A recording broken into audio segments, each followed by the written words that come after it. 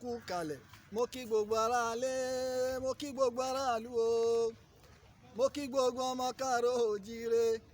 Èmi ọmọ àtàtà, ọmọ alálùbáríkà ọmọ orílẹ̀-èdè Nàìjíríà.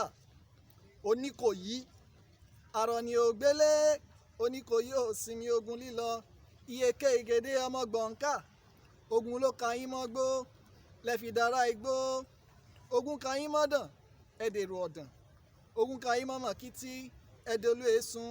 Ẹ̀ ń jọmọ gbélé, ọmọ gbégbẹ́, ọmọ gbéjú, ọmọ gbégboro, gbórí oko, gbáwẹ́, gbáàgbà, gbékọ̀bà yìí, gbógbómọ̀ṣọ́, gbélé fọ́n, gbétìkúta.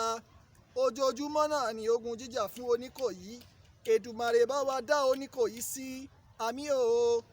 Ó tún dọjọ́ mi ọjọ́ re tá a mú àkọlé mi wá fún gbọ́dún gbogbo yín.